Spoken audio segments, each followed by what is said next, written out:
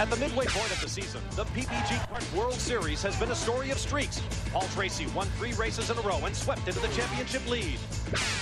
Greg Moore has back-to-back wins and a shot at becoming the youngest PPG Cup champion in history. And Jimmy Vasser, the reigning champion, has completed a record-tying 25 straight races. Today in the Pacific Northwest, history awaits at the Budweiser G.I. Joe's 200.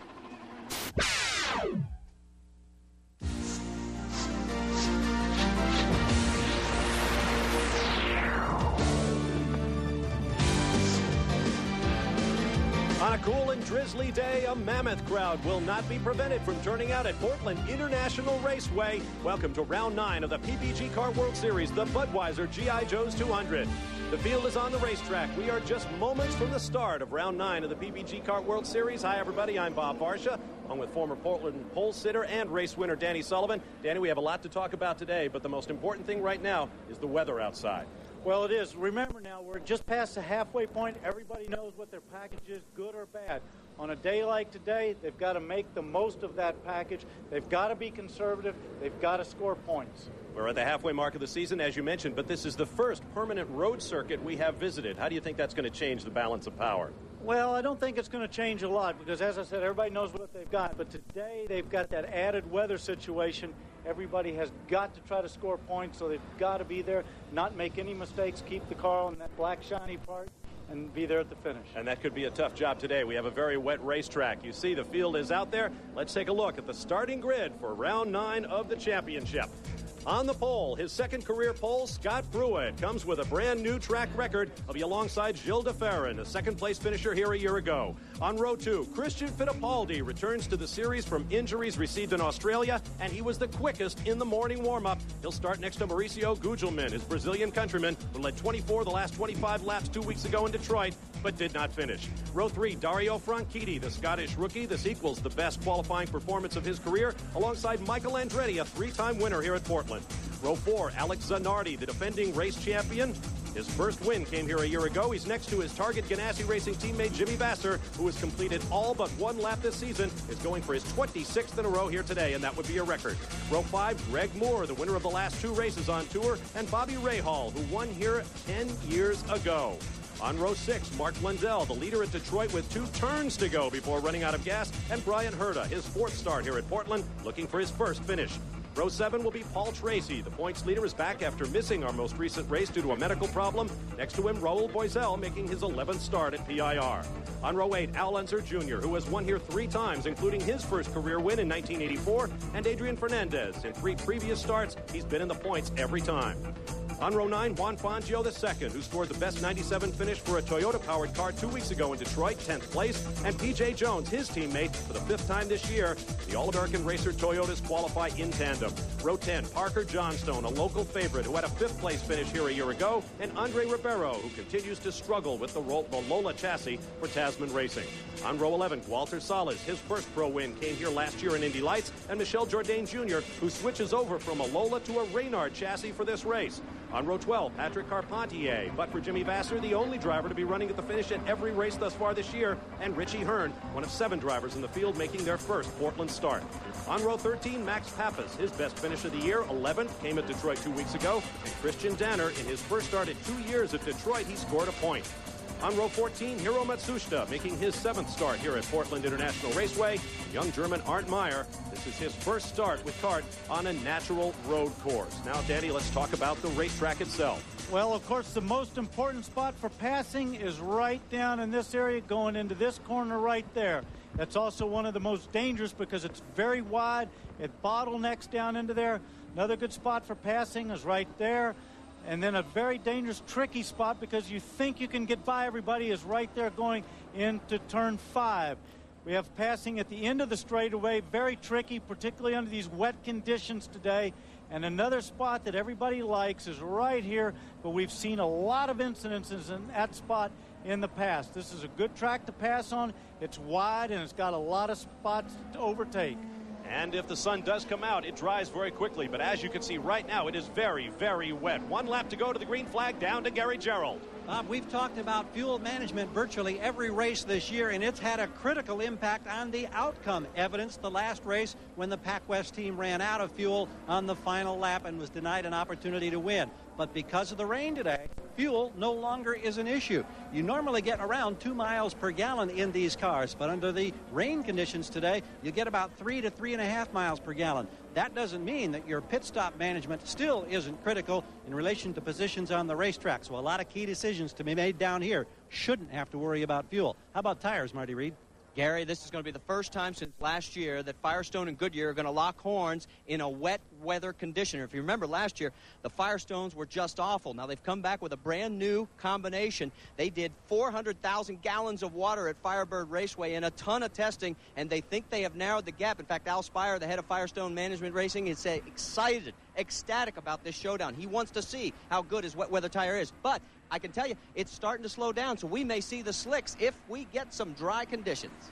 And if you were with us for qualifying, you know how quickly things can change. Here's our race analysis. A 1.967-mile permanent road course, 98 laps scheduled. The pole speed, a new track record by a couple of miles an hour, breaking a record held by Al Unser Jr. with the race distance mark, as you saw. The stories will follow today. Weather is everything. Who will guess the conditions to perfection? Paul Tracy and Christian Fittipaldi are back in the fold. Fuel strategy, as we mentioned, you're going to want to spend a minimum of time in the pits.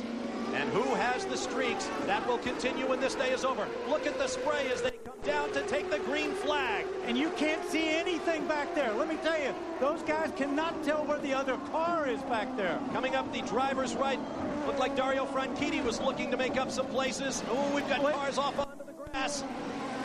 Ran a little wide there. He's trying to get himself back on the track. Gently on the throttle to bring the car up to speed. Look at that spray, and we've got someone tagged from behind. I think that is Dario Franchitti. What happened was the car next to him looked like moved over on him. He had nowhere to go.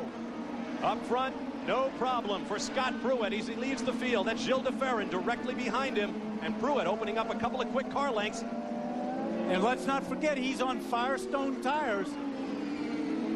Now there's Mauricio Gugelmin in the red and white car with a bright orange helmet, challenging his Brazilian countryman Gilles de Ferran for second place as they move on to the backstretch. Oh, wheel to wheel, Bobby Rahal is off. This is down in the west end, the turns 3, 4, and 5 complex. That's turn 5 just behind him. He's off on the grass, and the grass is absolutely super saturated. We've had over 1 inch of rain here in the last 12 hours at Portland. Now Scott Pruitt throws up that rooster tail over the battle for second between de Ferran and Gugelmin.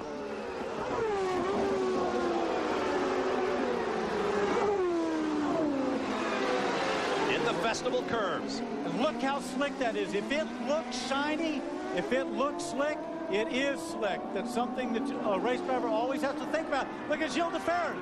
He spun off. Fortunately, a lot of grass out there. He's not going to slow down very much, but there's very little to hit out there. He is back on. Michael Andretti goes by. Jimmy Vasser goes by. Dario Franchitti goes by, and Mark Bledel comes calling on Gilles de Ferran. And Greg Moore trying to get around the outside. Take advantage of that. 3 or 4 cars bottled up behind Gilles de Ferran. One of them is Paul Tracy. He slips through on Blundell. He took advantage of all of that. Now onto the backstretch, and once again the spray will go up, preventing the drivers from seeing. Even when it's clear, the drivers can only see about 1 second's worth of reaction time ahead of them. De Ferran, Tracy, Blundell, Zanardi, and Moore. And I had a peek. It looked like Dario Franchitti was trying to make a move on Michael Andretti. He's buried in that spray right behind him. Christian Fittipaldi in the foreground. See, he's taking a look up the inside. Michael's having none of that, though. Tough outbreaking somebody even in the best of circumstances. Try it on this hockey rink of a racing circuit. You ride with Jimmy Vasser.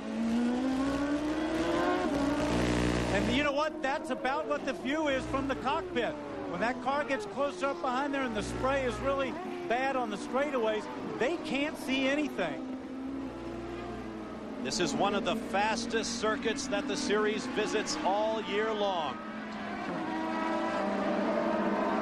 And the order is Pruitt, Gugelmin, Fittipaldi, and Andretti right there, the teammates for Newman Haas Racing. Then Dario Franchitti to the left of your screen, driving for Carl Hogan.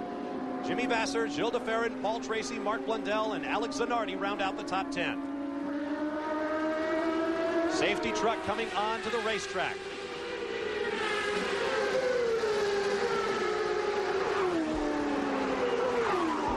Once again, Franchitti looking up the inside of Michael Andretti. Big splash, large puddle right there in that corner. Oh, did you see him slide through there? He touched the curb a little bit, slid out there a little wide. Now, remember one thing, he's pulling out on Michael to take a look to see if he can pass, but he's also taking a look to see where he's going. You ride with Jimmy Vasser. That is a good indication of what it's like right there, and he passes Michael. Franchitti, the Scottish veteran of touring car races in Europe, where the weather is not always very good. So Franchitti could very well be in his element. He's on a natural terrain road course, no street circuits, no oval tracks, with which he was so unfamiliar when he came into the series. Now he's back in his element, and that could include the weather. And now Jimmy Vasser, the reigning PPG Car World Series champion, eyes Michael Andretti, a former champion. Let's not forget one thing. Michael is, look at him sliding around. He is on Goodyear cut tires. Franchitti is on Firestones, as is Jimmy Vasser right there behind him. Keep in mind, this is the first wet weather race for the Swift chassis, so they're learning a lot about their wet weather setup right now. There's the running order. Pruitt over Gugelmin, Fittipaldi, Firestone, Firestone, Goodyear, Firestone, Goodyear, Firestone. Now here was the view from Gilles de Ferran's car as he struggled to keep traction. Now see, he hit that surface change right there. He went from concrete to asphalt, and when he hit that, it broke the back end loose. Similar problems for Bobby Rahal. This was his view as he went off. Different spot of the track. He's tippy-toeing around there, stands on the gas, gets it sideways, and he is gone. You can hear the revs as the rear wheels break loose. That's the kind of day we're going to have here at Portland. Stand by for more live from Portland International Raceway.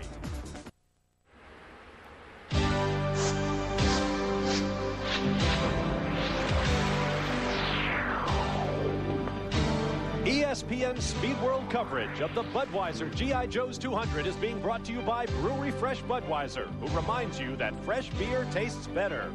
By Ford and your Ford dealers. Have you driven a Ford lately? And by Firestone, America's tire since 1900. Welcome back to Portland in the rain. You're looking back from the car of Jimmy Vasser and Mark Blundell, running 7th and 8th. Look, he is all over him trying to find the spot. Going down the inside of a very tricky corner there. You can see this track is quickly, the spray is going away as these cars dry it out with these big fat tires. We mentioned at the top of the program, things can change very quickly here in Portland. You see that view out his back? Sorry to interrupt, Bob. That gray sky is moving this way.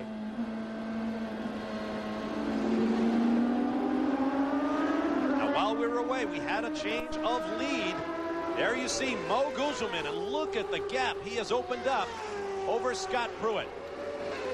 A pair of Reynards, but Mercedes power in Gugelmin's machine. A Ford in Pruitt's, both men on Firestone wet weather tire. And here comes a third Firestone shod car. Dario Franchitti up into third place. A great run for the rookie. And then the defending race champion, Alex Zanardi. Here comes Christian Fittipaldi in the Swift on Goodyear rubber, his teammate Michael Andretti, then Blundell. Bob, I'd say right now, though, the tire that I'd want to have is the Firestone. Firestone says they were embarrassed a year ago at Detroit, the first time they brought out their treaded wet weather tire. They've worked hard on it. Alex Zanardi has run on it, doing a lot of the development on the wet tire. Scott Pruitt has run on it. Gilles de Ferran. Oh, there's a cone out there That was an orange cone that somebody obviously had picked up in their car. And cone marks the chicane. Ferrin spun his way back to 9th place in the opening laps of this race. Jimmy Vasser still looking for his first win this year. And it's starting to rain a little more heavily here at Portland. Coming down that curving backstretch. Bob, you were talking about that Firestone development. More than 40 different constructions, compounds were tested, and all that work that Marty mentioned with all the water that was dumped at Firebird Raceway in Phoenix. Al Spire told us yesterday, a year ago, when we were embarrassed in Detroit after the rain session, I had every Firestone driver at the trailer demanding an explanation. Yesterday, when we practiced in the rain, I didn't hear from one driver. I think we've stepped up. I would say so. There you see Michael Andretti, the only driver in the running for the MCI Million, a new program this year from MCI that will award a $1 million bonus to the driver who wins 4 selected events, one on each of the 4 types of circuits that make up the PPG Kart World Series. Michael, of course, won at Homestead on the short oval. If he can win here at Portland on a natural terrain road course, and Vancouver, Canada later this season on a temporary circuit, and at the season finale on the big super speedway, the California Speedway in Fontana, he will pick up $1 million, nearly $250,000 of which will go to his favorite charity. If he doesn't win today, some other driver wins. Both he and Andretti will be in the running for a $100,000 MCI bonus if they can win 3 of those 4 races. Well, and I'm watching him on camera here, and his back end is very twitchy. It jumps out right when he turns in. It's starting to rain harder here at this part of the circuit where we're over here at pit out. There's a Valvoline car, dark blue and red, and right behind it, the light blue. That car right there on your camera was Greg Moore. The first one was Gilles de Ferrin. What a roll Greg Moore has been on. Picked up his first victory, making him the youngest winner in PPG Kart World Series history. That was at Milwaukee. Won again at Detroit in the most dramatic way when Mark Blundell and Mauricio Gugelmin both ran out of fuel on the last lap. If he were to win today, he would be 1 day older than the previous record holder, Al Unser Jr. This is the view from our Honda Helicam. Amazing the visibility is so good from up here. The cloud layer is very low. You can see just how carefully the drivers have to be. Moore clipped that orange cone. That driver by driver is making its way around the track. See that puddle there where they hit the puddles down on the curbing? Sometimes the curbing will hold water in there. And you see guys there took a different line. He went out there wide. Sometimes there is more grip offline than there is online because everybody in the drive drives the natural line, and that puts down a lot of oil and gas and makes the track slippery when water gets on it. That's 9th, de Ferrin, and 10th, Raul Boisel just behind them. Excuse me, Greg Moore in 10th. Raul Boisel is behind them in 11th. Mauricio Gugelmin is leading. He's led 3 of the last 5 races on tour. We'll be back live in a moment. Back live, we are under a full course caution here at Portland International Raceway to pick up that errant traffic cone that was making its way around the track. Coming up next Saturday on ESPN, great NASCAR Modified Series action. The Watkins Glen 150. Tony Hirschman is the defending Modified Series champion. If you've never seen the NASCAR Modifieds in action, I'm telling you, tune in to Watkins Glen 150 next Saturday at 1:30 p.m. Eastern Time, 10:30 a.m. Pacific on ESPN. Pit action beginning. That's Brian Herta. New set of treaded wets going on. Herta running well back in the field. Down to Gary Gerald. Well, you know, you talked about Christian Fittipaldi coming back. His father, Wilson, has made the long trip from Brazil and is here underneath an umbrella watching very closely as the rain continues to come down harder. They had to make some adjustments for Christian in the cockpit. They moved the brake pedal over to the left. They moved the throttle pedal a little further down or deeper into the cockpit so that he has to extend for it. He has a full brace on his lower right leg that runs from his knee down to his ankle to give him protection in the case of any kind of impact. Dramatic changes, and Christian Fittipaldi, who started third, currently running sixth, has learned to brake with his left foot. That's totally uncharacteristic to his past, but he made the change in a test 2 weeks ago at Mid-Ohio. It's remarkable in my mind, the job that he's doing in these conditions. No question about it, Gary. As you see, the rain is picking up once again here at Portland, but the race goes on. We'll be back with more in a moment. Stand by. Back at Portland, the rain now pouring down as we get set to go green. Quickly down to Marty Reed. What's really interesting with our spotter communications down here, the guys that are in the back of the pack are complaining like crazy about the weather conditions. They'd like to see this thing stop for a while because it's so wet they can't see. But the guys that are running up front, surprisingly, they're not complaining at all. No surprise there as Mauricio Gugelmin leads the field off the corner. Juan Fangio is back out on the racetrack after an extended pit stop. You see him? Well, you don't see him very well, but he's in there. And he is 3 laps down. Jimmy Vasser challenged by Michael Andretti, I think. Michael Andretti went by. There's Alex Zanardi. Mario Franchitti, or as Scott Pruitt calls him, Franchetti. See, they're still battling side by side. See the rain light on the car ahead. Useful some of the time, but when the spray gets this thick, it's hard to spot that rain light. Well, Bob, you have to get in. The light is on permanently, but you have to get very close to the car to see it when the spray is that bad. It's a very bright light, but it really helps you only when you're up close. See how gingerly they're on the throttle, just trying to squeeze it on there. Whoa! Patrick Carpentier goes around. Keep going, Patrick. He has been very unhappy with the balance of this car all weekend. He seems to have found his groove on the oval tracks. But here on the road course, where you might think he would be very comfortable, the Alumax Bettenhausen Motorsports team has been struggling to get a balance in the race car. He still leads the Jim Truman Rookie of the Year standings by 21 points over Dario Franchitti.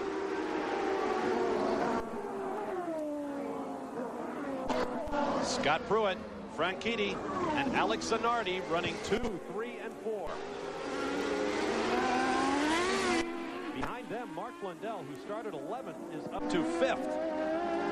And Zanardi flashes by. Now here's a guy with his Formula One experience, many years of racing in Europe, who should be very good under the conditions. Bob, what happened there is he put the power down better than Franchitti did coming out of on that concrete at the chicane, and he just accelerated right up the inside of him when they come onto that little short straightaway. Word from the officials is that Juan Fangio will be in and penalized for a blend line violation, entering or exiting the pits. Let's look there at Alex Zanardi. He and his teammate Jimmy Vasser and Al Lester Jr. flew out of Portland last night to engage in a round of the International Race of Champions. California Speedway down in Fontana. They were back last night. And no, I'm not going to tell you how they did. You're going to have to wait and find out. Bob, just to explain to everybody what that blend line is there's a line coming into the pits and going out of the pits that they can't pass somebody else on the track or the pace car. I don't know what the violation was, but I saw that Fangio, when he came out, was just ahead of the pace car. Now notice not only how thick that spray is, but how it hangs in the air. We have very little breeze blowing here at Portland today, so nothing to help that spray dissipate. Moore right up behind Fittipaldi, edges to the inside in the festival curves. That was close. He did a very professional job, though, there. He could have clipped him and spun Christian right around. Christian Fittipaldi, 75 days away from the sport, not even in the race car. In fact, in a wheelchair for 20 of those days. There is the battle between he and Moore for 8th place. Remember, Christian Fittipaldi is on Goodyear tires, and Greg Moore is on Firestones. Fittipaldi was asking for rain. He said it made it easier on his driving. Oh, and Moore definitely the quicker car through these turns, looking for a way by. Mercedes looking for its 6th straight victory. No engine builder has done that since 1991. When the Ilmore Chevrolet swept a season, 17 straight victories. Among our other streaks, Canadian drivers, of which there are 3. Greg Moore, Paul Tracy, and Patrick Carpentier looking for their 6th in a row. They're already leading the Nations Cup competition over the American contingent. Out of the spray they come. A replay of the last lap at the first turn in the Festival Corners. Fittipaldi manages to keep Moore behind him.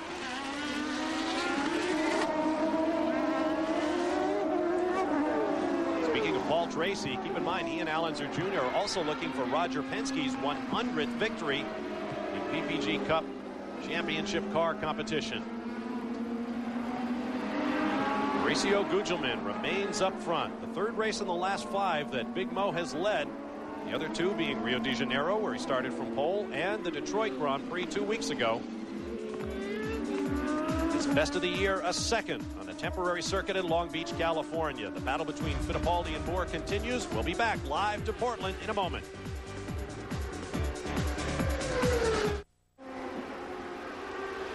Back at Portland, flagman Jim Swintal has double yellow flags out. A full course caution here at the Budweiser G.I. Joe's 200. It's summertime and the X Games are back. Athletes competing in 11 events, including aggressive inline, the X Venture race, big air snowboarding, street luge, sport climbing, sky surfing, a whole lot more going on as we speak. Follow the coverage on ESPN and ESPN2 all the way through next Saturday, the 28th. Under that full course caution, Jimmy Vasser coming in. Let's get down to Gary Gerould. Michael Andretti just rolls away. Derek Walker, I understand you were requesting a delay, a possible red flag. Yeah, it was our opinion that there was really too much water out there, and it was really unnecessarily, dangerously, too slick. So we asked them to do something about it. They, quite rightly so, have called a full course yellow to slow the pack down and let this rain shower drift through, because it's really too dangerous, and it's not a race. It's whoever's going to crash next, really. Any advice at all to your driver, Gilles de Ferran? Well, just hang on. That's all you can do in this situation. Boy, I guess. Derek Walker, they've got the delay, but they're still running under full course yellow conditions, and it is raining hard. Well, Gary, it is raining hard. I'm not so sure that it's going to get, that much drier, but there is some bright spots a little further off, so they maybe need to stop the rain. But there is no standing water in the corners now. The straightaway on the inside up near close to the pit wall looks like it's got some standing water, but we're seeing some great racing here, and not that many guys have been flying off the track. I think it's just that the Firestone shod cars are, they've done a better job with their rain tire than the Goodyear. And the guys that are on Goodyear tires are having trouble with the track. Well, here's the good news. The skies appear to be lightening to the southwest. As you can see to the left side of your screen, you can almost distinguish the clouds. That means the rain is letting up, and that's good news. Now, as mentioned early, not only are these drivers fighting for points in the PPG Cup Championship, they're also accumulating points for their home countries toward another CART title, the Nations Cup. For the past 2 years, the United States has captured the Nations Cup, which tallies the points scored by the highest finishing driver from each competing nation. Most recent opposition has come from Brazil and Canada. Thus far this year, the Canadians have led the way, behind Paul Tracy's 3 straight wins at Nazareth, Rio de Janeiro, and St. Louis. And countryman Greg Moore, who captured the 2 most recent rounds in Milwaukee and Detroit. Thus, Canada leads in both total points and victories with 5. Behind the Maple Leafs come the Americans, led by Michael Andretti and his win in the season opener in Homestead, Florida, and Scott Pruitt's victory on the streets of Surfers Paradise, Australia. The U.S. sits in a close second in points despite just 2 victories. Here are the complete Nations Cup standings. All 9 countries with a driver in the PPG CART World Series have scored, and it's worth noting that although England, Scotland, Argentina, and Germany are each represented by a single driver, Canada has just 3. And we should also point out there are 9 Americans and 6 Brazilians battling over the Nations Cup. Title that will probably go down to the very last race of the year at the California Speedway in Fontana. While the rain continues to fall and the yellow remains out, we'll be back in a moment to Portland.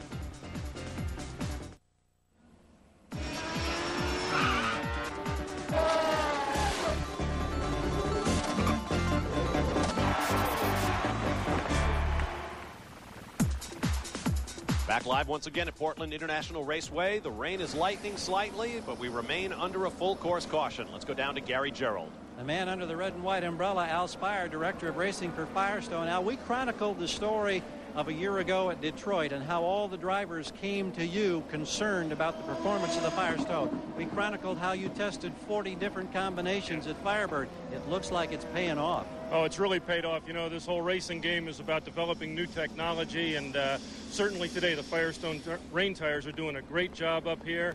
I know some of the other drivers are complaining about the track being slippery and all, but the Firestone guys running up front are putting on a great show. They're doing great racing, and it's a great vindication for our rain tires today. Well, a lot of hard work has gone into the moment. Now, I know you're still concerned. You got a long way of a race yet to go. Well, sure, there's a lot of racing yet to do, and a lot of things can happen, but I really feel happy for our engineers and the technology group because they really did work long and hard on this, and the results of that are really showing in the race today. You know, really wet. We've had some drizzling rain and then some real heavy rain, and all of the Firestone cars are moving to the front. All right, we'll keep track of that story. That's Al Spire. Let's go to Marty. One of those guys that did a lot of the testing at Firebird with that 400,000 gallons of water for Al Spire is in third place right now, Alex Zanardi. Zanardi got all the way back to 11th at the start. Now, he did get a little bit aggressive. We didn't get to show you this, but watch what happens. He's trying to move for position to move into second and ends up going a little bit off course and then gets back on. So, even though he's done all that rain tire testing, even he can get a little too aggressive. But keep your eyes on, guys, because before they went yellow, he was turning the quickest laps on the track. All right, thank you, Marty. Danny, let's talk a little bit about the driver's perspective in all of this. Well, the drivers are calling in and they are complaining, and I've been in that position. When you're out front, your car's working very well. It's a great place to be. But these are very tricky conditions. They're changing as the harder it rains. One other thing you've got to consider is they sit in here under a yellow. All that spray has been coming into the cockpit. It's cool outside. These guys' driver suits are soaking wet. Their body temperature's going down now. They're going to start getting some chills as it goes on. That's, again, not a very comfortable position. But when you can't put the power down on the road, as we saw with Bobby Rahal and a few other ones, when they're just barely touching the throttle and the car is jumping sideways, they can't see in front of them, these are bad conditions. Oh, we saw it take out both Bobby Rahal and Patrick Carpentier, not out of the race, but certainly off of the racetrack. There's the view from the back of Michael Andretti's car. Now, if you weren't with us for our On the Grid program before this race over on ESPN2, we want you to join us for a little intramural competition among the television announcers here at Portland. The ESPN announce team on the left took up the challenge from Gilles de Ferran and our Brazilian colleagues for a pit stop contest. Everybody got ready after a little bit of practice and some bad habits overcome. Marty Reed made sure Gilles de Ferran understood the significance of what was about to unfold. Eric Walker flipped the coin. Brazilians won the toss, and you decide who won the race. That's Russ Thompson, our statistical guru. On the right front, Marty Reed. Left front, left rear, Danny Sullivan. Yours truly, right rear. And in the end, by the merest of margins, the Brazilian team triumphed. Although we were good sports about it, I must say. All except for Marty, of course, who threatened bodily injury to driver de Ferran. But it was good fun all around. We are still under a full course caution. Still a lot of standing water out there on the racetrack, and it is still falling here at Portland. We'll be back with more of the Budweiser G.I. Joe's 200 from Portland International Raceway and the Rose Festival. Stay with us. Tonight, Rob Beck, Frisco Fireballer. With Barry Bonds, part of the giant 1-2 punch in the NL West. Dodgers-Giants, the Sunday night baseball game of the week, tonight at 8, only on ESPN. Welcome back to Portland International Raceway, where we remain under a full course caution, although we expect a green flag shortly as the CART Budweiser G.I. Joe's 200 continues. Now, here at the announce position, I am joined by CART's Vice President of Communications, Ron Richards. Ron, thanks for joining us. Let me ask you how the decision was arrived at to stop this rain, or at least to throw the yellow for water out there. Well, Bob, what we have is a situation where there's quite a bit of standing water, and we want to make sure that we're doing everything we can to keep the track as safe as possible. This really is a situation that's similar in many ways to what we had in St. Louis, where we continue to run for many laps under yellow before we were able to go back. But you don't want to lose the racetrack here, and keeping the cars out helps keep the water off the racing line. Now, at the same time, you have to be sensitive to the fact that you've got a tire competition going on out there between Firestone and Goodyear. The relative merits of each tire's wet weather capability has been demonstrated in the past. Surely that must enter into it as well.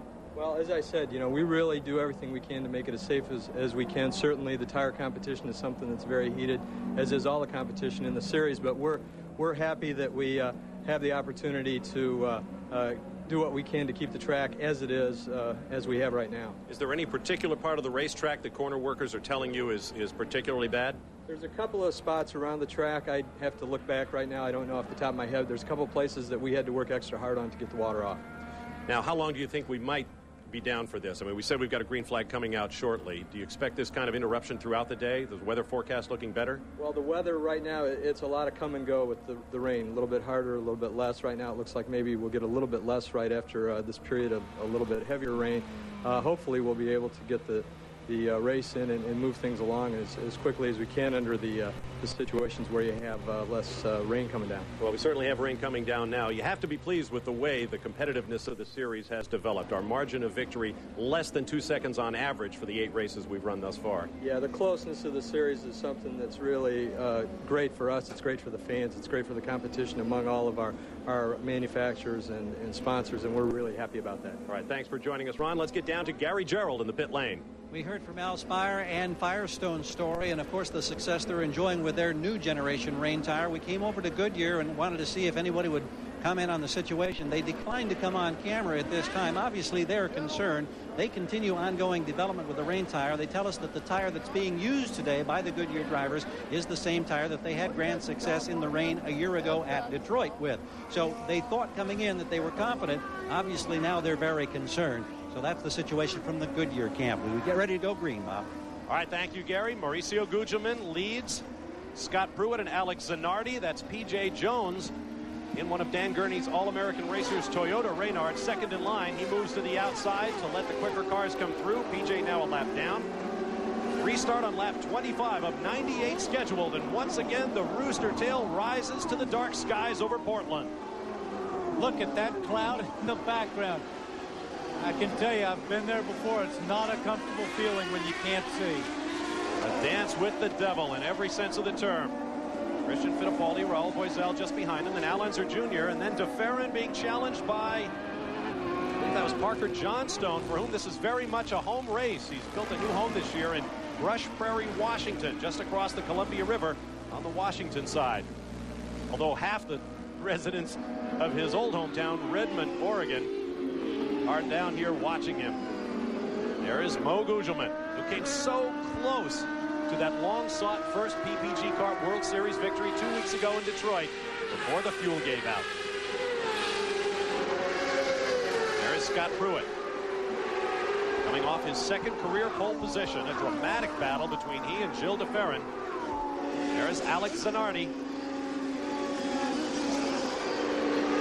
running in third spot. Dario Franchini's right there trying to take advantage of any slip by either one of those two in front of him. The order is Gugelmin, Pruitt, Zanardi, Franchini, Mark Blundell having a good run again. Greg Moore, Christian Fittipaldi, Raul Boisel, Gilles DeFerrin, and Al Unser Jr., the top 10. And of course you can see how little spray there is when they slow down. But the problem for the driver is any moisture that goes on their visor at that stage, because there is no speed in the car, doesn't get washed away as quickly as it does on the straightaways. Once again, interesting wide turns by Alex Zanardi. It's worth noting that sometimes these wet weather tires work better when there's a little more water out there than when there's none at all. Well, also the fact that there's no groove out there, so there's not a lot of oil and fuel that's been dumped and rubber that's been out there when the dry conditions set in, and they get out there on that clean track, even though it's moist, it's oftentimes the quicker way around. Lots of water as you see that marshmallow effect around the tires. Now, we've had a round of pit stops. Let's get down to Marty Reed for more on pit strategy. Well, guys, there's a lot of teams that are starting to think about this as a timed race. We're past the 35-minute mark. We're not even anywhere close to about the quarter mark as far as laps. So they're starting to calculate a little bit more yellow, and fuel will again come into play. We might see this become a one-stop race, believe it or not, for some of these teams if the rain keeps the lap times in the 1:17 range. The other key will be if it does start to dry out, how fast will those tires start to wear when it does start to dry? This could get real interesting.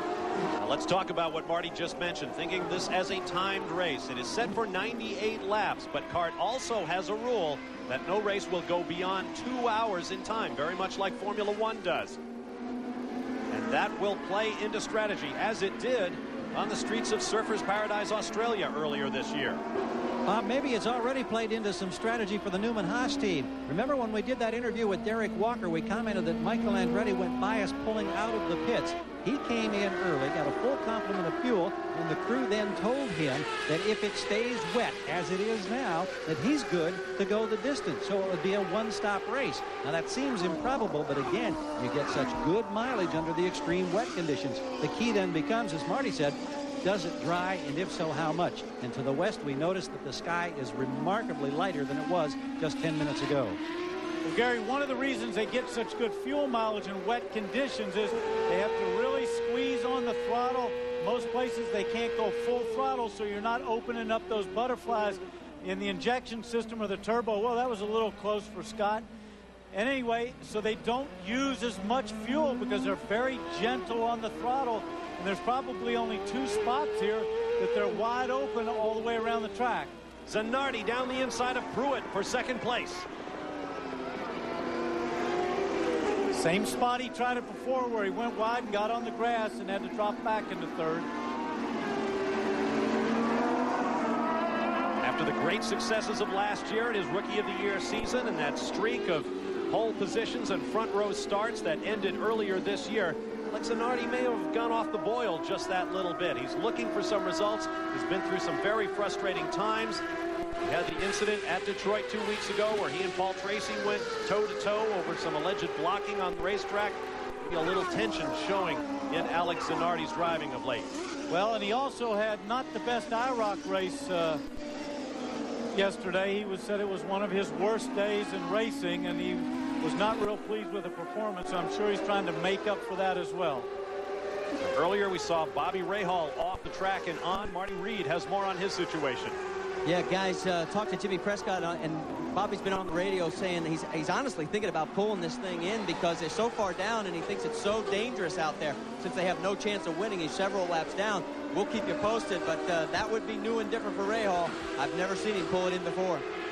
Bobby Rahal, 10 years ago, won this race in a championship season, his second championship at the time. On board. Well, let's not forget one thing. If he's making a calculated decision out there, if they have no chance to score points, they don't want to take a chance of throwing that car into the fence and damaging it too badly, and then that team has to work too hard to get it back up to the position where they were before. They might just sacrifice it and say, hey, it wasn't a good day, let's go home. Now we saw Dario Franchitti sliding by Scott Pruitt into third place. We have some other action going on. Alex Zanardi is lapping faster than any other car on the racetrack in second. We'll see what he can do when we return live to Portland. The pits have been opened up under full course yellow. Mauricio Gugelmin comes rolling in to get serviced. Rain tires are being changed, so it's fresh rain rubber going on, as well as a full complement of fuel. They had just gotten inside their window. It's routine as Big Mo gets out of here. Oh, Zanardi may have beat him on the way out. You bet he did. Alex Zanardi of the Target Ganassi crew got back on the racetrack ahead of the previous race leader, Marty Reed. Well, guys, they had an excellent stop down here, and they are very happy. A smiling Chip Ganassi knows that his driver is out in front of this race. Everybody doing the high fives, and we're going to check the wear on these Firestones, see how well they held up in these conditions. All right, thank you, Marty. You look back from Alex Zanardi's car at the machine of Mo Gugelmin, and the Ganassi team has done it again. You also saw Christian Danner's Lola parked in the festival turns. That is the reason for our full course caution. Coming up tonight on ESPN2, RPM tonight. They've been out to the new California Speedway in Fontana. That's where Kenny Mayne will be tonight to report on the day in motorsports at 8 p.m. Eastern Time. And be sure to tune in Monday through Friday at 7 p.m. on ESPN2 for RPM tonight with all of the news and motorsports around the globe.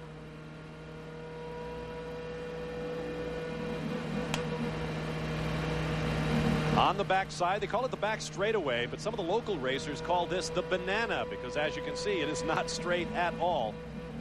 The rain is falling more lightly now, although it is still coming down. Now here is Alex Zanardi's pit stop. Danny, let's analyze it. Well, right there on the side, right there, is Big Mo trying to come out of the pits. This is Zanardi's car right here, and he just beats him out a little bit, but it was enough. Well, they must have been using some of our ESPN commentary pit crew tricks to get Alex Zanardi back out there. Well, I think so. Maybe the Brazilians, do you think they were down on Big Mo's car? I don't think they could beat us if we got a rematch. I really don't think so. Still under the full course caution. Let's get back to Marty Reed, who's been examining those Firestone wet weather tires. You can see the steam rising off, guys, and we talked to the officials from Firestone, and they're telling us less than 10% wear. So they are really just doing a happy dance down here in the Firestone camp because now they know they got a tire that can run up front and last. We've talked about rain over and over and over again, but we've also had other conditions here this weekend. In fact, when we came out on Friday, the Firestone tire engineers measured the track temperature at 131 degrees, by far the hottest we've seen all year long. We'll be back. Alex Zanardi, our new leader at the Budweiser G.I. Joe's 200.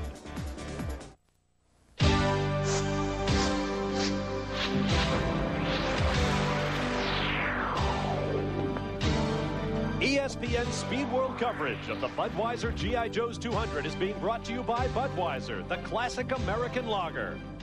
By Robert Bosch Corporation, makers of Bosch Platinum, the ultimate spark plug. And by American Honda, maker of fine quality automobiles, motorcycles, and power equipment. Back live at Portland International Raceway, and look at the crowd that has turned out despite 48 hours of on and off monsoons. In fact, we even had hail here yesterday at PIR, about the size of BB's. Here's a look at our pit stop analysis, and the important two are right up there on top, Zanardi and Gugelmin. Well, that's quite a change. It's great when you've got a pit crew that can get you out in front of somebody else. That's just an added advantage. He doesn't have to now make a pass, and also he gets to make a restart with nobody in front of him, so he'll have that clear, no clear air in front of him, no moisture, no spray. And that's probably the most important advantage. Clear track and clear air in front of Alex Zanardi. 2.3 seconds the Ganassi team beat the PacWest team by in that pit stop contest. Now, one of the things I'd like to comment is you see in the background there, the sky is getting a little brighter out there. And again, we could have some changing conditions again. Now, the track will stay damp for a long time. It's cool up here, a lot of moisture on there. But as it starts to dry out on line, who knows what these tires will do at that stage. Richie Hearn comes back on the track, sponsored by Ralph's Food for Less. They've been doing a good job despite the fact they're working with a Lola chassis that has proven so troublesome this year. There you see on the back wing it says Katie, get well soon. It's the wife of one of their crew members who's going through a medical emergency back in Indianapolis. They're watching on television and their team is thinking about them. We're still under a full course caution here at Portland. Let's take a moment to look ahead to the next round of the PPG CART World Series. It'll be coming your way from Cleveland, Ohio, Burt Lakefront Airport. Home, of course, of the Rock and Roll Hall of Fame. Last year, nobody rocked harder than Gilles de Ferran, who passed Alex Zanardi to come through and take a victory for retiring car owner Jim Hall. Be sure to be with us for the Cleveland Grand Prix, Sunday, July 13th, 2 p.m. Eastern Time on ABC Sports. One lap to green. You see the cars spread out across this drag strip of a front straightaway because that's what it is. It's a drag strip. Portland International Raceway, a multi-use facility built on property that once housed a small town called Vanport. It was the residential community for people working for Kaiser Industries building Liberty ships during World War II. It was destroyed during a flood. Very little loss of life, fortunately, due to some advance warning. They are used to working with large volumes of water here in Portland. We've certainly had that this weekend. Gary Gerald now has a report on a couple of the racers out there. Paul Tracy made his initial stop of this race on the first yellow. That's why we didn't see him in the last flurry. As for Dario Franchitti, remember he was running in the top 5 initially. They had a problem when he came in, some confusion over whether or not they would change tires. While they were changing the tires, they had a wheel gun malfunction on the right front. It cost them an extreme amount of time. I believe he slipped all the way down to around 17th position as a result, Bob. There you see Paul Tracy, who had such a run earlier this year, picking up 3 straight victories. Nazareth, Pennsylvania, Rio de Janeiro, St. Louis at the new Gateway International Raceway. Dramatic finishes, each and every one of them. Here's our field summary. Alex Zanardi up front after that exchange of the lead on the pit stop. Mo Gugelmin now in second. Jimmy Vasser in third, moving up to third behind his teammate and the Brazilian driver. Scott Pruitt now in fourth. Paul Tracy fifth. Michael Andretti, Mark Blundell. There you see the rest of the field. Max Pappas apparently out of the race. Christian Danner definitely out. His car going off in the festival chicane was the reason that brought out this yellow flag. Juan Fangio 5 laps down. This is a big weekend for Dan Gurney, who owns the cars being driven by P.J. Jones and Juan Fangio II. 30 years ago this weekend, Dan won the Formula One Grand Prix of Belgium, the last American to win a Formula One race in a car of his own construction, one of the early Eagle Westlakes. And that, of course, came just 1 week after he and A.J. Foyt teamed up to win the 24 Hours of Le Mans. Oh, we have a spin. Spin down I think there. that was Scott Pruitt. Scott Pruitt, I believe, spun, trying to get a restart. Lots of room out there to take evasive action. And the green has come out, so we are back racing once again, and that's the worst news of all for the spinner. That will only be a local yellow there. Look at them all funneled down in there. Boy, up over the curb, really forcing everybody inside. Al Unser Jr. back at the left of your screen, that bright red and white. Look, he drove a car right off. Oh, they couldn't. They got hooked up. They drove a car right in there. That is Dario Franchitti. Franchitti and Unser Jr. off in the festival curves, and the yellows are back out. And that was a crash of some pretty tremendous force, given the fact that you're moving fairly slowly there in the festival curves. Well, they went around there. It almost like they got hooked together. They came through the corner side by side. There they are at the See, middle of the screen. Dario Franchitti's right out there on the outside. That's his car right there. Al Unser Jr. They look hooked. See, they're hooked. They're trying to accelerate. Their wheels are hooked. They've got nowhere to go. Now they separated. Spearing into the tires went Dario Franchitti, and there's Al Unser Jr. walking past Franchitti's car, headed back to the pits. Remember in the earlier interview, Al Unser Jr. talked about to win this race on a day like today in the pregame show, he said you have to stay out of trouble. Now from overhead, watch the left side of your screen. Right down in here, you can see the two cars going off. They've hooked wheels in there, and they're trying to accelerate away. There's nowhere to go. It just takes them off the track into the tire barrier. 9 races, 5 DNFs for former series champion Al Unser Jr., who has had a terrible run of luck recently. In that interview on the grid with Danny, he also mentioned, I've got to get my act together, and I have to start driving better. Now there is Scott Pruitt, who spun at the head of the straightaway, apparently stalled the car, but did not hit anything. How did he get there? Let's go back and take another look as they came right here's his car right there. And you can see him. He's trying to put the power down on the road. Just got it sideways and kept going. See the wheels still spinning there, and then he stalls it. I think he thought he could save that. Kept his foot in it, kept the wheel spinning, tried to go through 360 degrees. Couldn't get it done.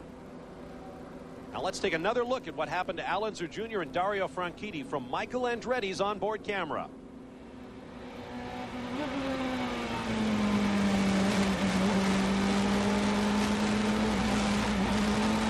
There goes Scott Pruitt.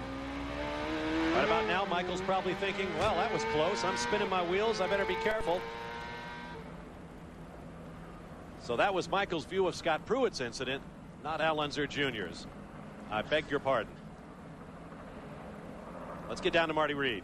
Yes, we're down here with a very unhappy Carl Hogan. Carl, you saw the replay, and you went over to have a few words with some of the Penske people.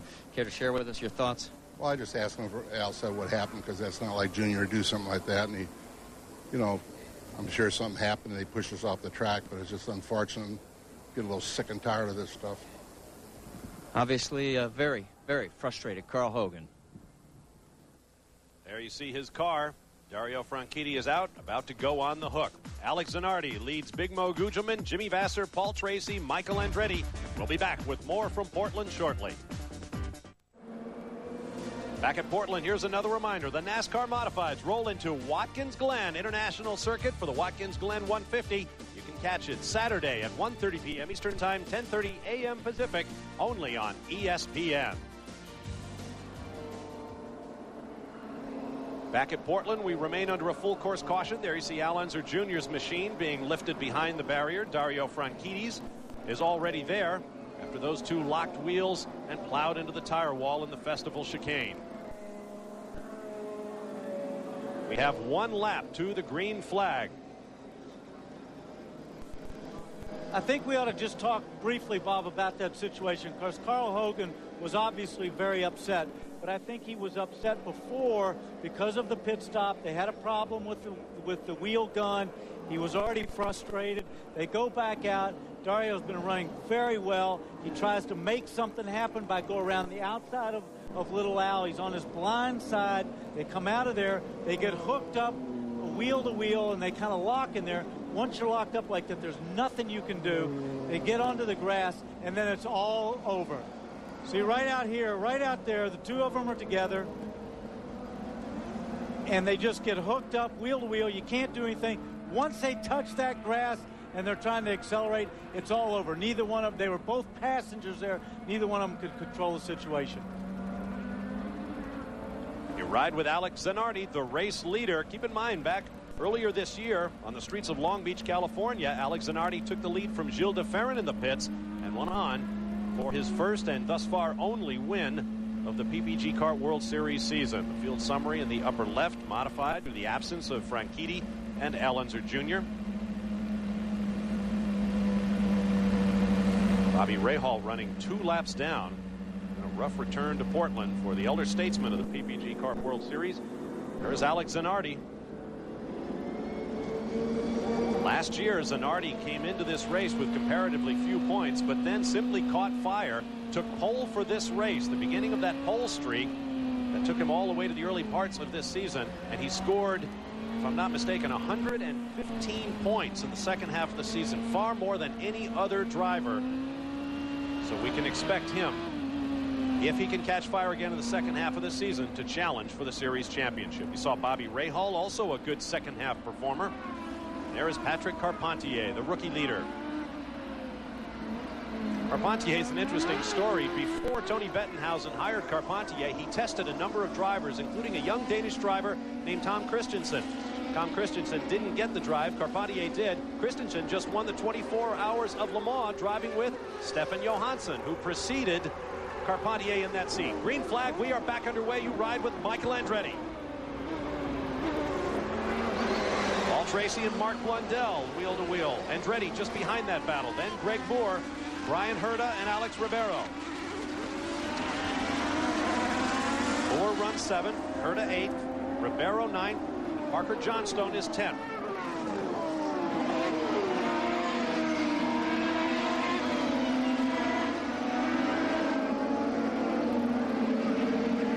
Pardon me, Andre Ribeiro, not Alex Ribeiro. His friends call him Alex. Well, Alex Ribeiro used to be a Formula 3 driver who I raced against in 1975. Oh, yeah, that's who I was thinking of. Mark Blundell in 5th, having another good run. He just passed Paul Tracy for a position. On the backstretch up to top speed. Here comes Michael Andretti calling on Greg Moore. Tricky series of corners right here. Very tricky, and that's a very fast corner down there in the dry. You just tap the brakes and go from 190 miles an hour to about 170 through that series of corners. Look at Michael out there sideways trying to put the power on the road. Moore creeping up on Paul Tracy now. Again, remember, Greg Moore is on Firestone tires. Paul Tracy and Michael are on Goodyears. Andre Ribeiro has gotten around Brian Herta for 8th place. Herta trying to move up under power.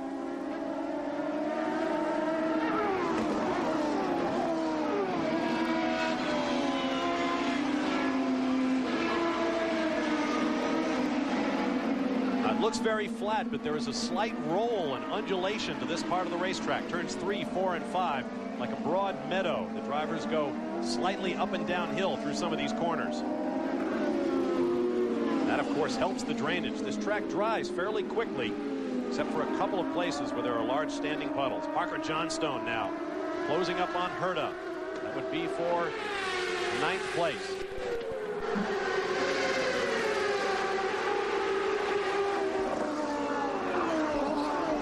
Taking the inside line, protecting his position a little bit there.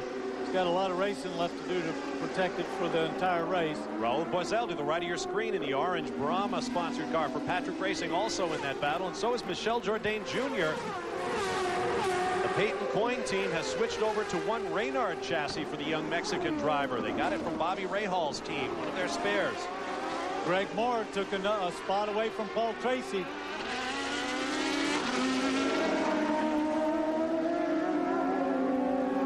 Order is Zanardi, Gugelman, Vassar, Blundell, Moore, Tracy. Michael Andretti has dropped back from that battle in 7th.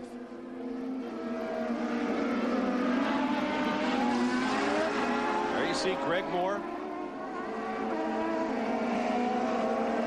Alonso Jr. has made his way back to the pit lane. He's standing by with Gary Gerald. And after a quick change of clothes, Junior, you just can't buy a break this season. What happened in that incident with Franchitti? Well, he came diving in underneath. We can't see. No one can see out there right now. And so on these restarts, it's really bad as far as your visual. He came blasting in there and moved me over to the left on the right-hander at the beginning of the right-hander. So then we were equal going into the left.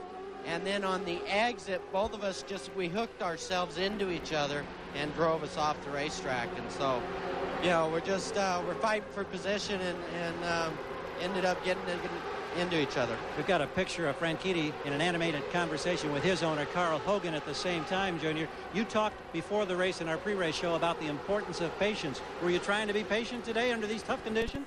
Yeah, I was being as patient as I could. You know, we were backing up more and more and more, and we were definitely patient. You know, he came blasting in there, and you know, you can't be too patient and not be aggressive. It is still a race, and so we were doing that. We were still being real smooth and careful, but we ended up hooking each other, and that's what took us off.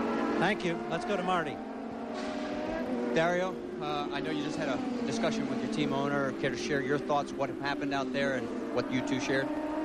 Yeah, well, first of all, myself and Carl were kind of consoling each other. He's a little bit upset. Obviously, we were in a good position today. He's not upset with me. You know, he kind of says he feels sorry for me, and I feel really sorry for him because, you know, he's working really hard to get this whole thing working at the moment, the whole team. And, you know, we came in the pits third, went out, whatever, 17th. We should have never been in the position we were in on the track. So, it's unfortunate. Did you get a little too aggressive? I mean, Alonso Jr. was saying there was nowhere for him to go. Well, I passed him on the straight, and I was a good bit ahead of him on the straight when I passed him at the start-finish line even before, and he came from nowhere and tried to pass me in the left part, and he just kept coming out and out and out. Once we hooked up, we couldn't pass each other. You know, we couldn't do anything about it once we'd hooked up. So I'm a little bit upset about it. He was trying something he wasn't really on. Okay, thanks a lot. Thank you, Marty. Well, Marty and Gary were talking to their respective interview subjects. You saw Parker Johnstone get around and pick up a couple of positions. Got around Brian Herta. Johnstone now up into the 8th spot. You also saw Andre Ribeiro flying off in turn 9, getting all the way out to the tire wall, but not hitting anything, working his way back on to the racetrack. Another example of just how hard they go off and how hard it is to stop these cars on this super saturated grass when they do go off. Herta, Boisel, Jourdain Jr. in the thick of that fight in his new Reynard. Well, previously owned, shall I say. But it has worked really well, and the team says that the Rahal team, when they sold them the car, did them a lot of favors, helped them with setup, left some parts on the car to help make the transition quicker. Jourdain certainly showing it in his performance.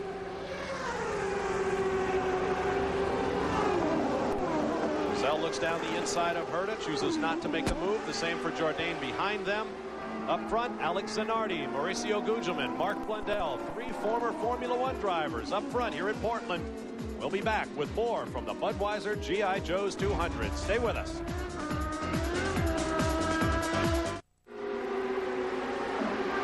Back live at Portland International Raceway, round 9 of the PPG Kart World Series. The Budweiser G.I. Joe's 200, and Scott Pruitt has spun and stalled at the top of the straightaway again. Same spot. You just see his car right there. It almost looks like exactly what he did before. Spun around and stopped at the same spot and stalled. He saw the spray come up off the back of the car. He tried to light him up and stalled the engine. Jimmy Vasser in the Ganassi pits. Christian Fittipaldi goes by in the fast lane. And you can hear that engine going da-da-da-da-da, sounding really rough there.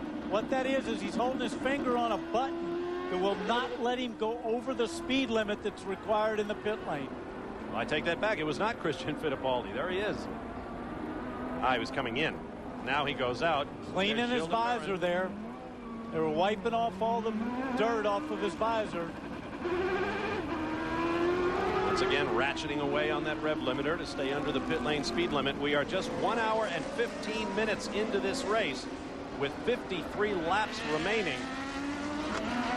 Gilles de Ferran comes back out. Down to Gary Gerald. Watching the scoring monitor with intent is Bobby Rahal. Bobby, how tough were these conditions? And I guess you had more than a handful today. Well, I was going slowly on the first lap, and the back end just came right around. I tried to keep it running, and it got off in the grass and stalled, and I couldn't get it restarted. And, you know, the car was just a total handful. It's, you know, we're that far behind, and we tried different timing pressures, and that didn't seem to be the cure. So rather than cause an accident or get in one, you know, when you're 3 or 4 laps down at this stage of the game, there's not much point. How is Brian's day going by contrast? Do you have any idea? I guess he slid off early, but looks like he's making good progress. So one of us will hold up the side. Well, the years of experience may be making a prudent decision here. Thanks, Bob. All right, thank you, Gary and Bobby.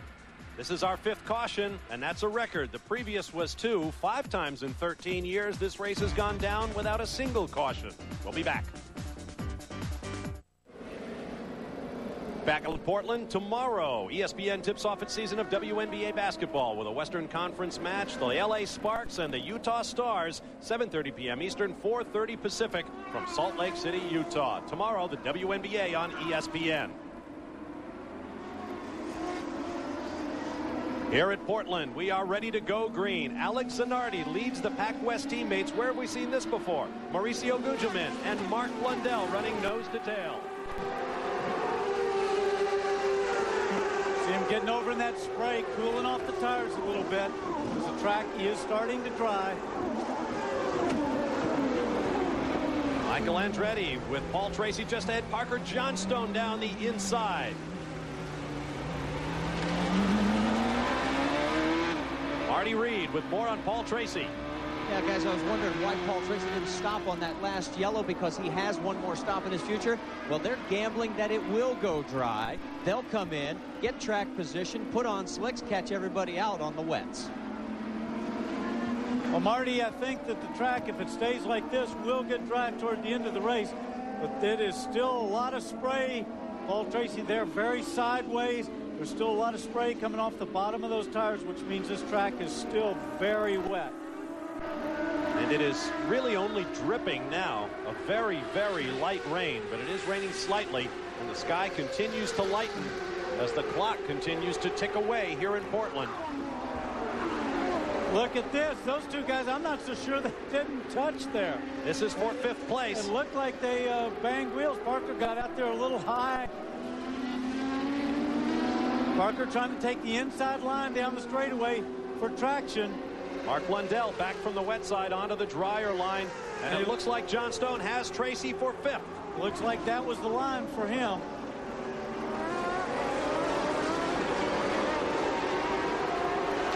Let's take another look and see if they came together from high overhead. Right out there on the outside. Yes, right there. Oh, sorry, I tried to get a mark on it. But right there, Paul Tracy's right rear. And we've got action down in the Festival chicane. Walter Salas, the Brazilian rookie, to the right. Andre Ribeiro in the foreground, and Brian Herta. You heard Bobby Rahal, his team owner, say it looked like Brian was making progress. He was well up into the top 10. But right now he is stationary. The view from our Honda Helicam as Salas is put back in action. Now the CART safety team will go to work on the other two cars. Herta on the left, Ribeiro on the right. And the caution flags are back out once again. A full course caution here in Portland. 6th of the day, extending the record for the Budweiser G.I. Joe's 200. In case you're wondering, G.I. Joe's is not the children's action figure. It's an auto and sports store up here in the Pacific Northwest. Alex Zanardi remains on the racetrack. We thought we might see him visit the pits. Gary Gerald, what can you tell us? Yeah, Bob, it's interesting because they took the slicks over the wall and they thought they were going to bring him in immediately. And then there was a quick wave off. The reins went back up on the wall. No change, and he stayed out on the course. We expect that we may see him refuel. They may gamble and stay out and hope for another opportunity. Marty Reed? Yeah, same situation for Gugelman and Blundell. The Pac West team is going to wait and see if it dries. They're going to stay out. The order behind the safety cars: Zanardi, Gugelman, Blundell, Moore, Johnstone, Tracy, Andretti, Boisel, Jourdain, and Vassar. We'll be back. We're at the halfway mark here at Portland.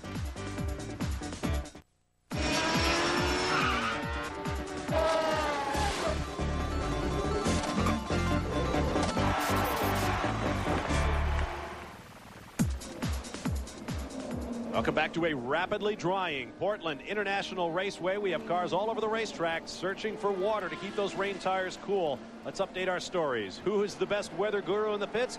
Well, that story is still playing out. Paul Tracy and Christian Fittipaldi return. Paul Tracy presently runs in 5th place. Christian Fittipaldi, 6th for Tracy, 12th for Christian Fittipaldi. Fuel strategy, as we mentioned, not as important now that this is more and more looking like a timed race, and one that will not run the original 98-lap distance. And streaks, well, will a Canadian win this race? Will Mercedes-Benz picks up its 6th in a row?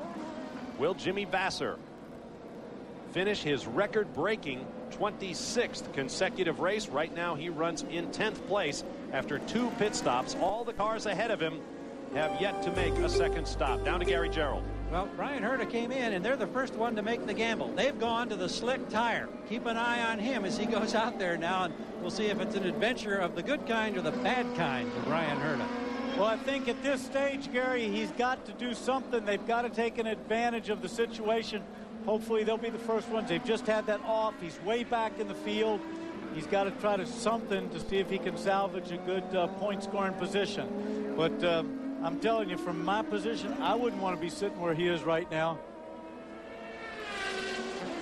He's going to test those slicks under acceleration on this damp racetrack. Alex Zanardi gets on the hammer early in turns 8 and 9. Bo Gugelman right there with him. Blundell, will anybody spin it coming off this corner? Well, this is a 3rd restart, and Zanardi's always tried to jump him. Brian Herta there, he's with those slicks. Look at that.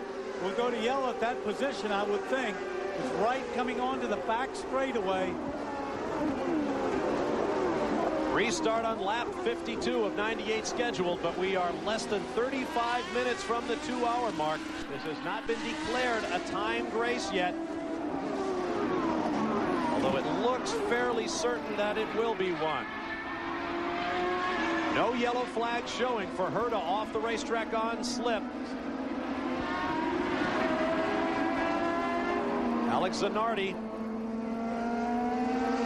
shortly to go on to the backstretch. That's where Herta went off. He didn't even reach turn 9 before he spun off.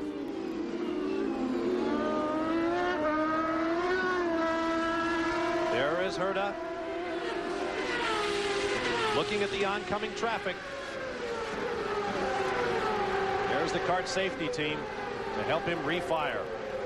That is a pretty exposed position right there, considering how wet that grass is. Well, he's the only one on slicks. Look, he just spun it off there. Now watch him when he hits the grass. And then the car, look how fast it just keeps going. It's the worst feeling in the world when you hit that grass, because it's just like it accelerates, like being on ice. Wall comes looming up at you. Now the field has been told by race control to use extreme caution in the area of that local yellow flag for Herta. Paul Tracy and Michael Andretti. I don't think you have to tell these guys right now to use extreme caution. They're all tippy-toeing around trying to get the most out of it. But they know it's still very wet, and that will tell a lot of the pits what they wanted to hear was that the track is too damp for slicks. You see Michael Andretti's progress throughout the afternoon.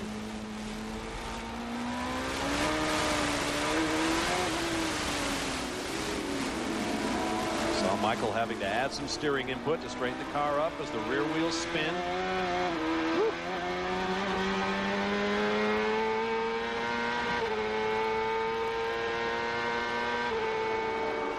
Flashing by the scene of Herta's accident. You know, the hard part from a driver's point of view right now is the conditions are always changing. Down here at this point of the track, we have recorded that they're getting some rain down there. It'll make it slick again. It's very tough for a driver to make up any ground in these kind of conditions. P.J. Jones shown in 19th place, but he has stopped, and he is right on the racetrack, right on the racing line. It shows as a local yellow there, but we do not have yellow flags from the flag stand. They're going to have to, though, with him in that position. That's right coming out on the back straightaway, and he's right in the middle of the track. Now we get the double yellow flags. As you see the field approaching at a tremendous clip. 7th caution flag of the day. And once again, that is a record. It's going to be interesting to see how these guys get by at any speed. If you come around there too hot, you may not be able to maneuver except out onto the grass.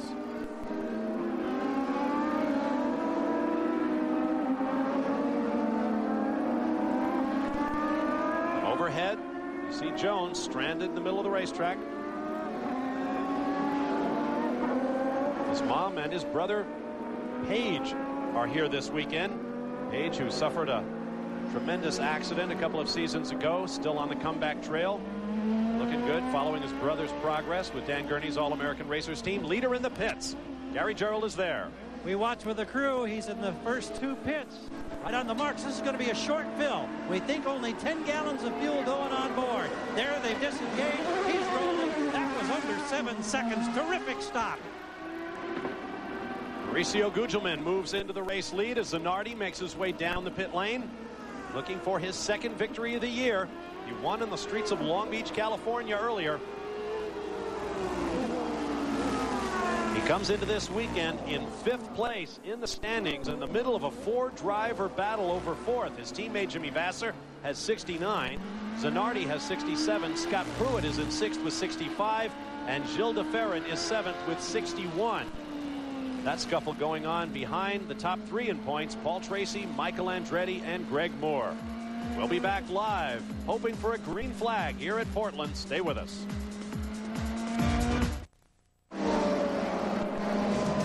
Tonight's ESPN Sunday Night Baseball game of the week, one of the classic rivalries in the sport. The LA Dodgers against the San Francisco Giants, coming your way at 8 p.m. Eastern Time, 5 p.m. Pacific from 3Com Park in San Francisco, California. Mauricio Gugelmin is in the lead despite a very quick pit stop for Alex Zanardi. Marty Reed has more. Yes, and it was that pit stop that determined their strategy. They are waiting with slicks on the wall. When they saw Zanardi go back out on wet tires, they said, we're staying out. Big Mo said, that's a good move. He saw her going around, and he will hold on as long as he can, trying making the change when the track goes dry. Thank you, Marty. Alex Zanardi back into the line in 11th spot. Pace car lights are out. You know, the guy that we really got to wonder about is Paul Tracy. The last time he was in the pits was lap 18. He's gone probably the longest of anybody. It's a good overhead view of the racetrack. Learned a new word this weekend. See all those bodies of water? Those are called sloughs. Great tradition of racing here in the Portland area. 14th year for the PPG CART World Series. Interstate 5 in the background, running north into the state of Washington, across the Columbia River. Pits on your left, grandstands on your right. Here comes the safety car in under the Goodyear Bridge. There is Mo Gugelmin leading teammate Mark Blundell. 1 and 2, just as they were 2 weeks ago in Detroit. Now they go to driver's right, looking for water for those tires. And look who's third, as he was 2 weeks ago in Detroit, Greg Moore. But look who's in fourth, is local favorite, Parker Johnstone.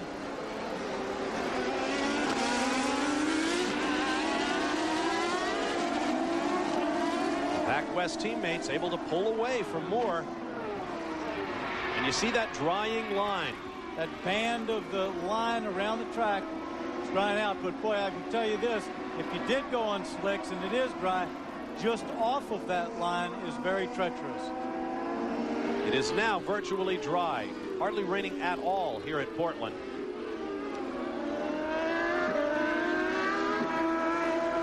Once again, Mauricio Gugelmin and Mark Blundell try to break through for Bruce McCaw and the Pac West team.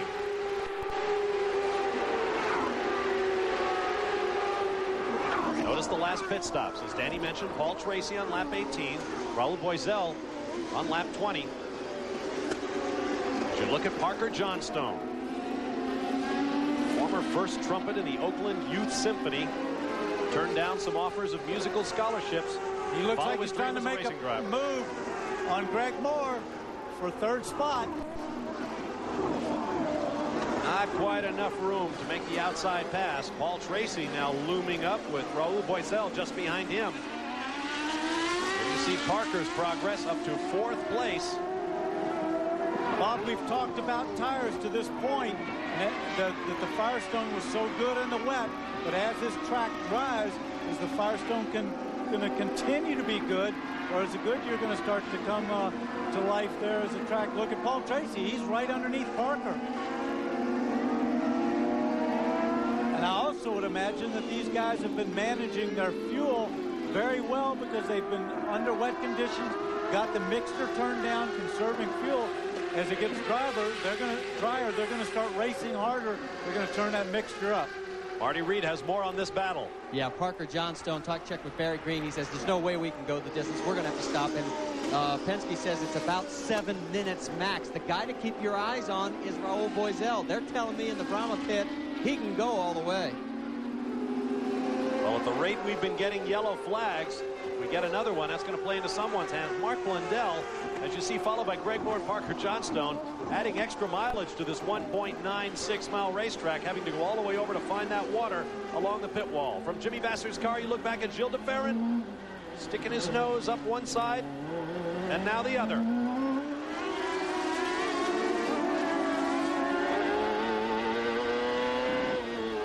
He's got Alex Zanardi right behind him, breathing all over him after that very quick last pit stop.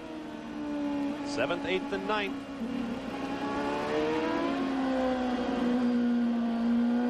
We've had 7 caution flags thus far. Roughly an hour and 45 minutes of racing. My guess is that the guys who have made 2 stops, like Vassar, DeBaron, Zanardi, those guys are in a better position because they've got enough fuel on board. Now the question, of course, will then be tires. Zanardi trying to go inside of Gilles de Ferran, up over the curb. They use that a lot in qualifying. They'll get up on that curb. It's very smooth. But look what happened. Gilles de Ferran passed Jimmy Vassar. De Ferran up to 7th. Vassar down to 8th. Alex Zanardi is in 9th. Is that an indication of how good the Goodyear is in these drying conditions? Into the festival curves again. Very tight right-hander. Second gear left.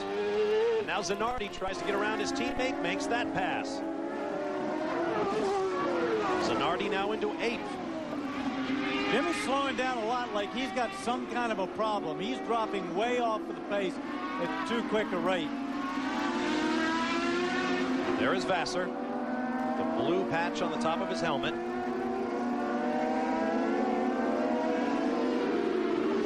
Mr. Consistency over the last couple of seasons with 25 straight finishes. 15 of those point-scoring finishes. Paul Tracy.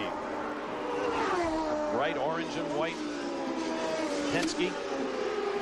Chasing the green and white machine of Parker Johnstone. Right up on the gearbox. Look at these two different lines. Parker turns tight, goes up the inside. Paul Tracy tries to let it go to the outside, and then Parker goes over all the way to the left of your screen, trying to cool the tires off. Whoops, we got Adrian Fernandez off and on in 9. Michael Andretti bottled up behind Michel Jourdain Jr. See how much the visibility has improved, if that's the right word, on the front straightaway. Gary Gerald. Well, we're checking on Mauricio Gugelmin, and I just overheard Andy Brown, who's on the radio with the crew, and he says we got 16 minutes of fuel. They know it's going to be a timed race, and it's going to be roughly 19 to 20 minutes of racing time left. You do the math, they're going to come up short. Oh, my. After the events in Detroit 2 weeks ago. Well, what they're calculating now is they're hoping for another yellow to make that stop under yellow to not lose too much ground. The fingers and toes crossed. Here comes a battle. Greg Moore, Paul Tracy. Well, let's not forget the amazing part is that Paul Tracy last stopped on lap 18. So he's gone incredibly long on that amount of fuel. Paul Tracy got around Parker Johnstone. Now does battle with Greg Moore over third place. Moore runs over to the well one more time for another bucket of water, as does Mark Blundell ahead of him.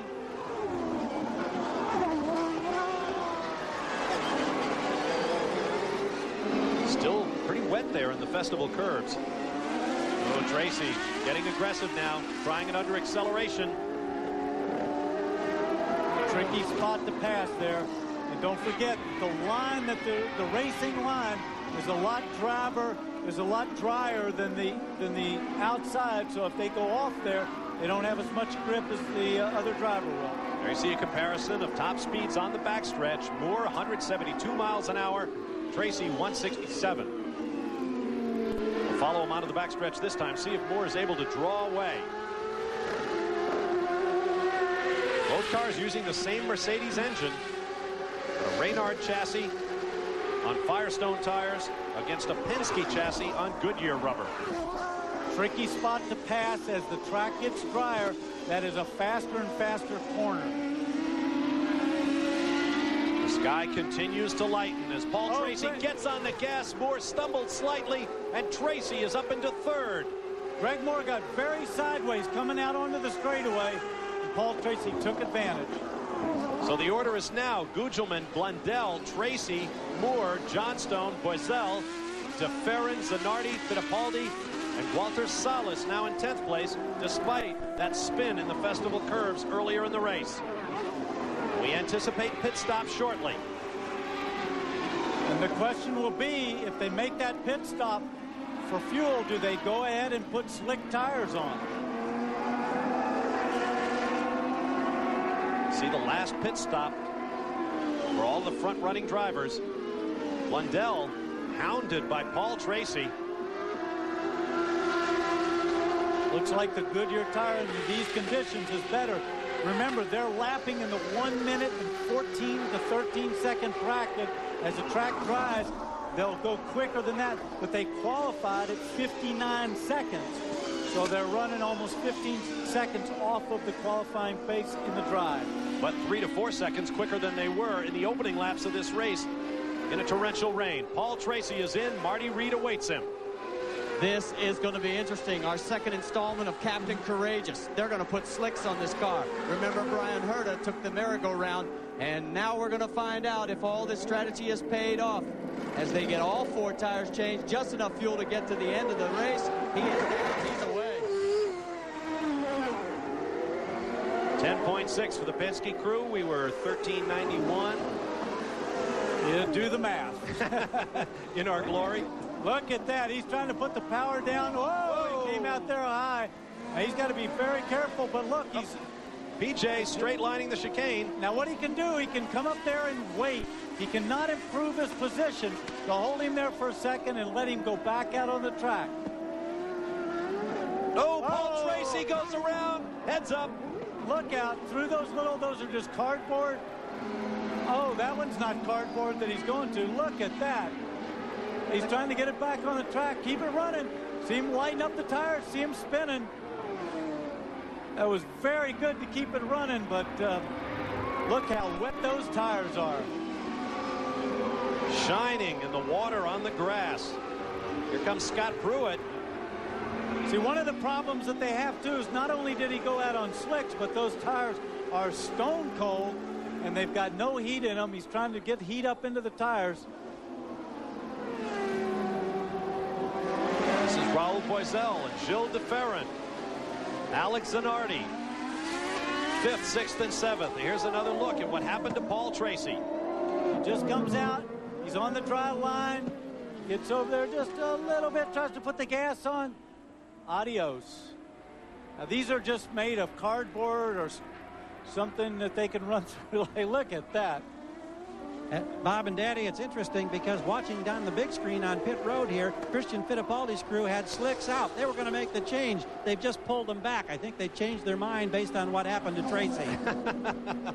Can't blame him for that. Paul Tracy back on the racetrack, but he has paid the price of his move to slick tires. We'll be back with more from Portland International Raceway as the seconds continue to tick away.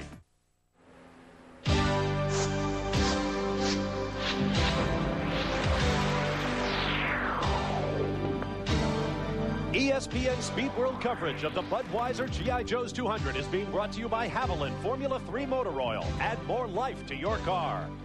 By Goodyear, #1 in tires. And by Toyota Motorsports. Our minds are always racing. Welcome back live to Portland. There is Mauricio Gugelmin. And passed by Brian Herta. Mark Blundell shown as the race leader. Well, he just came out of the pits, Bob, and he's got slick tires on, so they're probably not up to temperature. He's going to tiptoe a little bit so he doesn't have an off. So the Pac West team is splitting their fortunes this time. They have one car. Gugelmin's on slicks. Blundell is still on his wets. Greg Moore runs second. Gilles de Ferran third. Alex Zanardi fourth.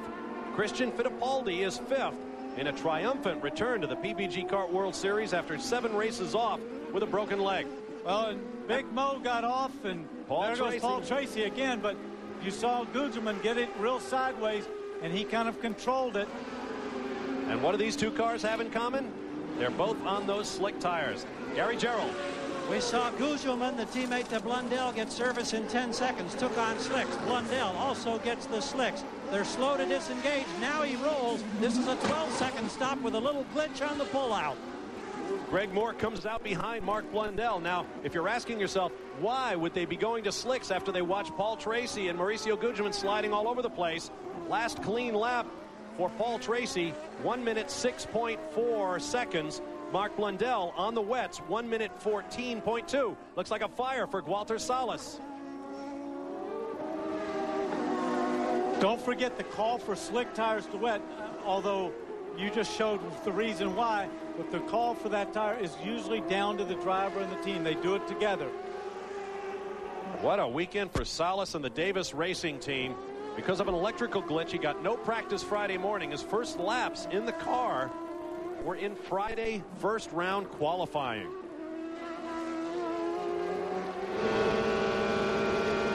Salas, a race winner in the PPG Firestone Indy Light Series here at Portland 1 year ago. You ride with Gilles de Ferran, who is now the race leader after the pit stop by Blundell. He is on wets, and notice how dry the line is. He's not looking for water yet. Perhaps knowing that he doesn't have far to go to the checkered flag.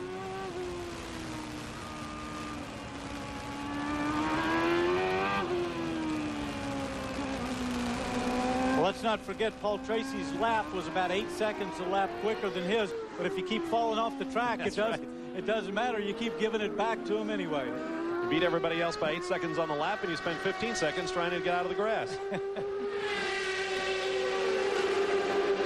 Just like Al Unser Jr. said in the pregame show, he said that it's managing, not making any mistakes. Here comes Christian Fittipaldi. His father, Wilson, is here this weekend for the first time since the season opener in Homestead, Florida, to watch his son race. There is Alex Zanardi. running in second place. DeFerrin on the left, then Zanardi. Excuse me, Christian Fittipaldi runs second, Zanardi third. Couldn't believe what my eyes were showing me there. Slower traffic ahead of DeFerrin.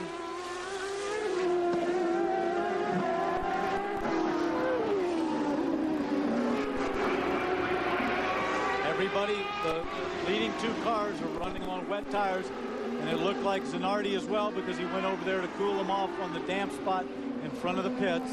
Now he's coming up behind P.J. Jones, and this brings up another element of the wet versus dry tire story. You're on dries, on a dry line. You come up behind a slower car, you have a lot less traffic, a lot less racetrack to work with to get around him as you would if you were on the wets and could go off onto the wet part of the racetrack. That's right. It's a very tricky pass to go offline on slick tires. And now it is official. We will run to the 2-hour time limit, which means that there are roughly 9 minutes and 20 seconds left in the Budweiser G.I. Joe's 200. Greg Moore shown in 7th place. Of course, he has been into the pits, and he is on slicks, as is Mauricio Guzman in the car right behind him. Lap times for the cars on dry tires. Paul Tracy just did a 1:07. Mark Blundell, a 1:09. The race leader, Gilles DeFerrin, on wets, a 1:14. But he did have slower traffic out there with him. Plenty of drama still to come. We'll be back for the checkered flag in a moment. We are back live at Portland. If you're tuning in for SportsCenter, stand by. It'll be following auto racing here on ESPN. Enjoy the final laps of the Budweiser G.I. Joe's 200 with us. Gilles DeFerrin in the red, white, and blue Valvoline-sponsored car is the race leader. Just behind him in red with Budweiser sponsorship is Christian Fittipaldi. And running third in line, though he's a couple of laps down, P.J. Jones.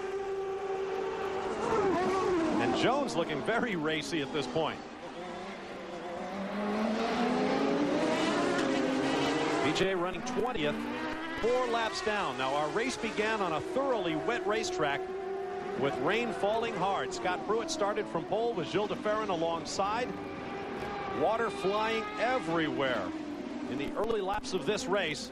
Cars on and off the racetrack. Some cars, including Bobby Rahal, a 3-time series champion, dropping out after difficulty in dealing with the wet conditions, but they have been drying steadily. And the teams have begun to go from the full wet treaded tires to the slick dry tires and reaping the benefits in terms of lap time. But the race leader, Gilles DeFerrin, is on wet tires as the seconds continue to tick away. Less than 6 minutes to go in this race now.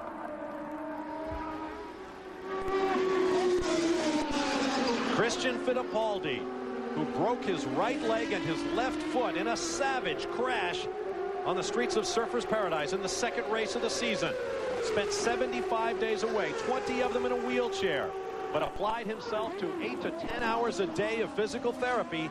Got well ahead of the rehabilitation curve. A couple of weeks ago, had 2 of the 4 surgical screws in his right leg taken out. He's driving with a brace on his leg. He said it himself, it's unusual that I can drive the race car, but I can't walk without crutches. Right now, back for the first time since April 6th, he runs in second place with a shot at winning his first PPG CART World Series victory. Coming up on 5 minutes to go in the race. You see the laps in the upper left-hand corner. They are now completely irrelevant. This is now a timed race. We'll be up against the 2-hour time limit. We'll get to SportsCenter as quickly as possible after the checkered flag. Less than 5 minutes to go now. Yeah, these laps right up here in your top of your screen, just disregard those. They are not important right now. Now there is Greg Moore in that blue and white machine running in 5th place. Excuse me, 4th place. He has gotten around Michael Andretti, and he is running up behind Alex Zanardi, who runs 3rd. Just behind him, Mark Blundell is also looking for a position. The front straightaway now almost completely dry. Zanardi way over on the left, and Parker Johnstone is off the racetrack.